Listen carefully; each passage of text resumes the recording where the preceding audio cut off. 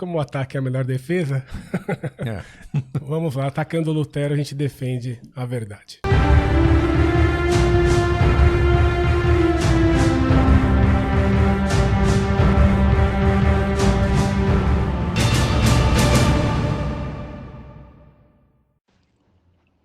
Então, continuando, esse cidadão, ele agora vai atacar Lutero.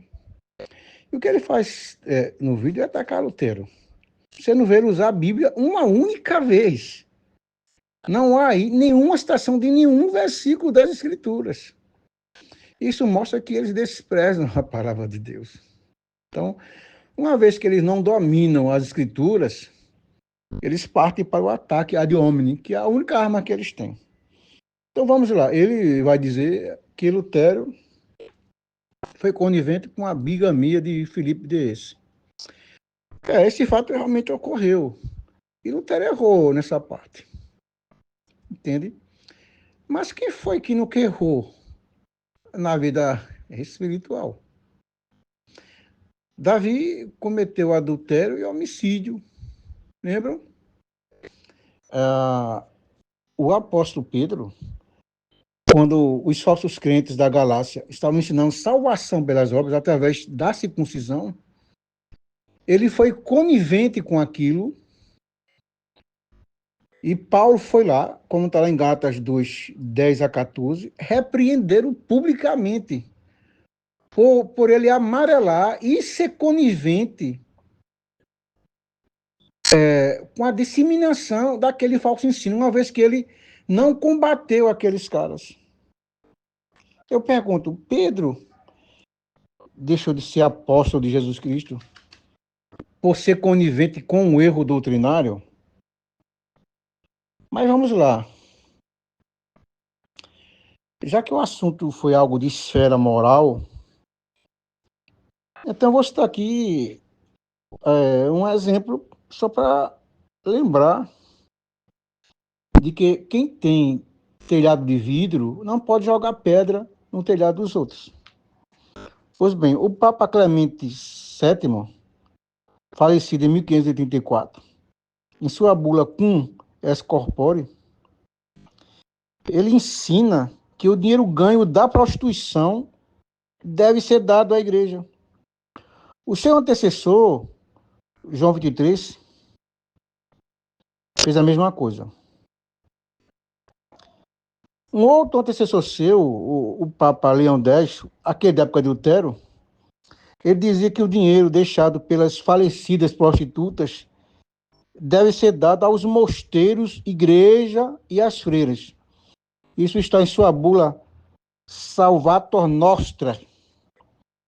Contudo, meus irmãos, a Bíblia diz em Deuteronômio 23, 18, não trarás o salário da prostituta. Entende? Então, é só um pequeno exemplo para mostrar que a igreja romana foi conivente com um monte de safadeza. Entende? Mais uma vez eu digo, quem tem telhado de vidro não pode jogar pedra no telhado dos outros, católico romano. É fruto do Renascimento. É fruto também, do Renascimento. E aqui, então, esse desprestígio do papado foi seguido também. Havia uma grande decadência no clero e uma decadência que chegou até o próprio papado, né? Júlio II, Alexandre VI, né? Que eram papas um pior que o outro, muito ruins moralmente, né? Podiam não ter erros doutrinários, mas moralmente muito ruins, né? E isso evidentemente desprestigia o papado e vai dar força para aqueles que pregam, ainda que seja uma falsa solução, contra essa corrupção do clero que havia, né? Então, o cidadão católico romano, como não domina o uso das escrituras, ele vai atacar Lutero novamente. E o pior, ele vai se utilizar de um fake news, de uma história apócrifa. Ele vai dizer que Lutero participou de um duelo e matou o seu oponente. E essa foi a causa de Lutero querer ir para o mosteiro se tornar padre. Ou seja, era para ele escapar da punição civil pelo pecado de homicídio. Bem, onde estão as fontes? Não temos fontes.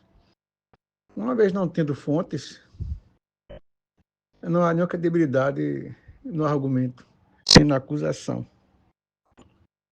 Entende? Lamentavelmente, essa é a única arma que eles têm. Agora, diferente deles, eu vou citar aqui uma fonte mostrando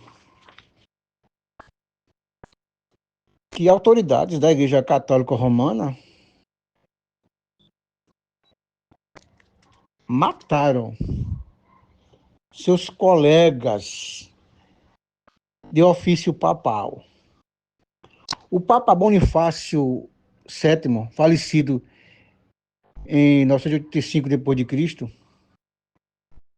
segundo a Enciclopédia Católica, o volume 2, páginas 668 e 669, ele subjugou João XIV,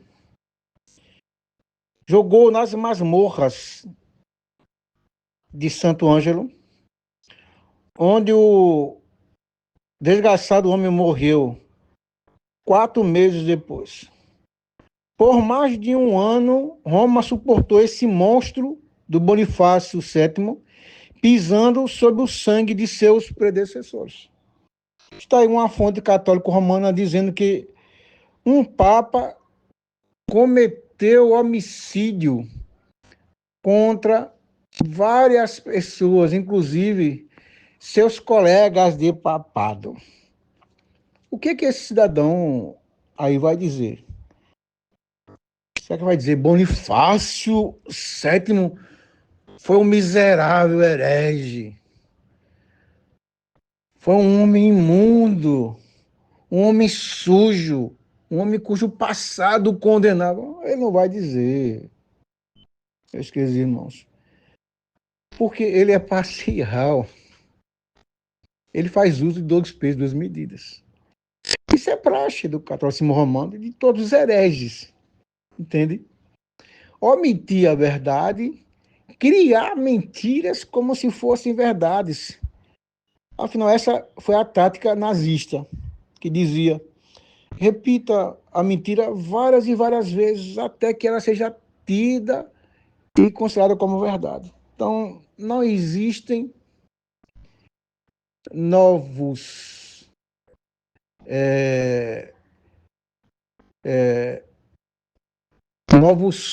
ensinos falsos, não existem novas heresias. O que existe são novos hereges. Entende? Então, nada mudou debaixo do céu. Tudo permanece a mesma coisa. E a Igreja Romana é a mesma de sempre. Ela não mudou a sua tática apócrifa, da qual ela usa com muita maestria. Ele um dia foi visitar os pais e voltando da cidade dos pais, se forma uma tempestade. Isso foi no dia 21 de junho. E cai um raio perto dele, tem uma explosão, ele cai no chão, fere a perna, e ele, então, naquele pavor, no medo, no susto, ele faz uma promessa, né? Ele diz: valei-me Santana, que se eu escapar, eu me faço monge. Então, já que tem um monte de erro, né, Marcelo? Não se faz promessa assim. Né? Ah, mas ele fez. Se ele fez, não está obrigado a cumprir. Né? Porque a promessa é algo muito sério. A promessa, de fato, obriga. Né? A promessa, quando a pessoa faz uma promessa e obtém a graça, ela fica obrigada, ela pode pedir dispensa depois para o seu confessor. Né? No caso ali, ele não pediu dispensa. Ele falou: vou entrar para o convento. E ele vai entrar no convento no dia 16. Mas tem uma outra versão que ele teria entrado. Qual que é a outra versão? A outra versão é que ele havia duelado com uma pessoa e havia matado a pessoa. E no duelo ele fora ferido na perna, daí o machucado na perna, não é que ele caiu com o raio, né? E ele ia ser preso, o duelo era proibido. E para não ser preso, então ele foi para o convento, ele foi fazer aquilo que se chamava refugiar-se sob a cruz, né? A igreja tinha o seu tribunal próprio, né? E quem estava na igreja, nos conventos, a polícia não prendia. Não podia entrar porque o feudo era da igreja. O feudo era da igreja. Então tem essa versão que Lutero, num duelo, matou uma pessoa. O que é bem plausível em ambiente de taberna, de cantoria. Depois, ele era uma pessoa exaltada.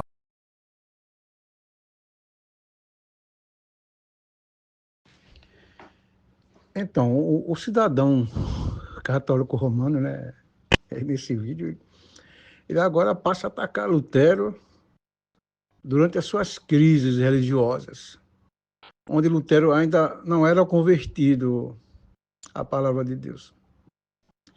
E ele se incomoda pelo fato de Lutero se considerar um grande pecador, alguém que merecia a condenação eterna, alguém que não tinha paz com Deus.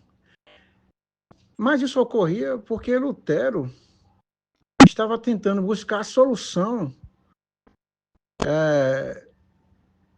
das suas crises espirituais,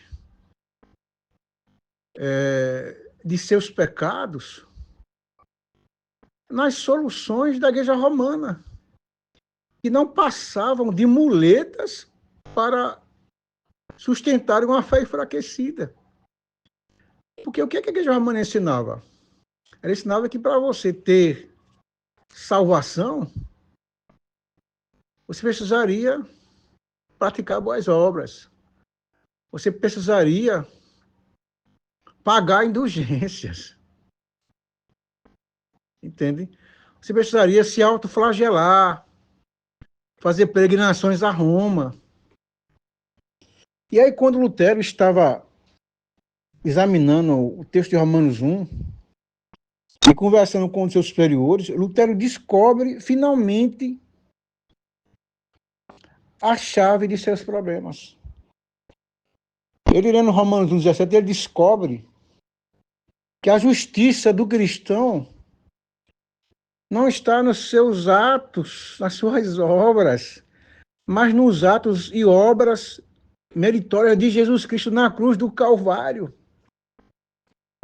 Aí Lutero entende que o homem é justificado somente pela fé, quando ele crê que Jesus Cristo é a única fonte de vida eterna, que somente através de Cristo o homem pode ser salvo. Como diz as Escrituras, né? Em Atos 4,12. Que debaixo do céu nenhum outro nome há pelo qual devamos ser salvos. É somente o nome de Jesus. E a Igreja Romana, ela é devota de Pelágio. Ela adora a crença da salvação pelas obras. Ela acha que o homem não está totalmente morto no seu espírito, mas que o homem ainda tem livre-arbítrio para fazer escolhas espirituais. Eu não sei que tipo de livre-arbítrio tem um defunto. A Bíblia diz, em João 3,3, nas palavras do Senhor Jesus, que o homem ímpio está morto, já nasce morto. O que é que o morto pode fazer para se ajudar? Que tipo de cooperação o morto pode dar a Deus? É brincadeira, porque quando você lê Ezequiel 11, Ezequiel 36, você vai ver ali Deus falando pela boca do profeta, dizendo que ele vai retirar o coração de pedra e colocar um coração de carne. Então me digam, o que é que um homem ímpio faz no seu transplante espiritual? O que é que ele faz para nascer de novo? Nada. Sua vontade é passiva, porque é Deus quem faz o transplante. É Deus que tira o coração de pedra e coloca um coração de carne. E é isso que o católico romano odeia, a ideia de um Deus soberano que é, como disse Paulo em Hebreus 12:2, o autor da fé, Deus é o autor da fé. Por isso que Lutero defendia que somos justificados pela fé, ou seja, que somos inocentados, absolvidos pela graça nos méritos de Cristo na cruz do Calvário. Isso é muito simples. E é por isso que Paulo diz várias vezes que, sendo justificados, temos paz com Deus. Romanos 5, versículo 1. Ou seja, uma vez que você foi inocentado, absolvido pela morte de Cristo na cruz, uma vez que Cristo morreu por você, Deus aceitou a morte de Cristo. Porque na cruz ele disse, tudo está consumado. Então, toda a tua dívida foi paga por Cristo na cruz. Ele morreu em teu lugar. Ele recebeu a pena que era tua. E o Pai recebeu o seu sacrifício como eficaz. E agora, o véu do tempo foi rasgado e você tem acesso direto a Deus por meio de Jesus Cristo. Você agora é salvo e é salvo para sempre. Porque, como diz a Escritura, o sangue de Cristo nos purifica de todo o pecado. 1 João 1, versículo 7.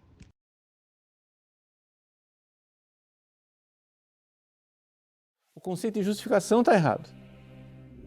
Porque para Lutero, a justificação é uma questão judicial.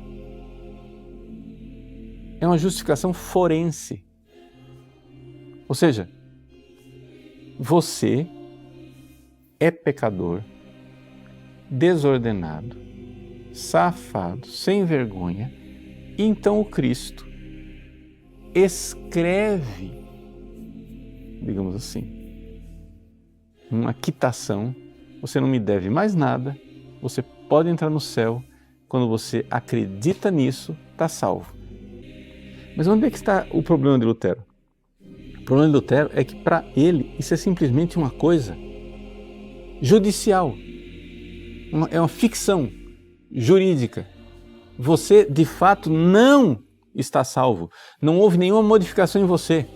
Você continua sendo o velho sem vergonha de sempre, só que você bonzinho com você, faz de conta que está quitada a dívida. E aí está resolvida a história. Então é claro que com este conceito de justificação, eu quero que vocês entendam isso agora, reflitam sobre isso, é aqui que está a coisa. Com tal conceito de justificação, é claro que não tem sentido celebrar missa. Por fim, no fim do vídeo, o cidadão faz uma declaração que, a meu ver, é um tiro no próprio pé. Mas vejam, ele mesmo diz que o batismo não limpa o pecado original, não salva o homem do pecado original. Isso é verdade. Porque temos nas Escrituras vários exemplos de homens que foram batizados, eram membros da igreja, mas nunca nasceram de novo. Vejamos alguns exemplos. Simão Mago, está em Atos 8, foi batizado, mas depois é visto tentando comprar o Espírito Santo com dinheiro. Mineu, Fileto, Figelo, Hermógenes, Diótrefes e os nicolaítas eram todos membros da igreja, portanto todos eram batizados, mas nunca foram nascidos de novo, eram todos hereges. Aqueles anticristos que o apóstolo João fala, na sua primeira epístola, capítulo 2, versos 18 e 19, ele disse: saíram de nós, mas não eram dos nossos. Esses caras eram membros da igreja, portanto batizados, mas nunca foram nascidos de novo, porque estavam negando que Jesus é o Cristo. Então batismo não salva ninguém. Nós temos mais exemplos disso, né? Praxeas, Sabélio, Apolinário, Ário, Pelágio, Celestino, todos membros da igreja, portanto batizados, mas todos hereges. Então, o batismo realmente não salva. A única coisa que salva o homem é o sangue de Cristo derramado por ele na cruz do Calvário. Como está lá em Hebreus 9. Sem derramamento de sangue não há remissão de pecados.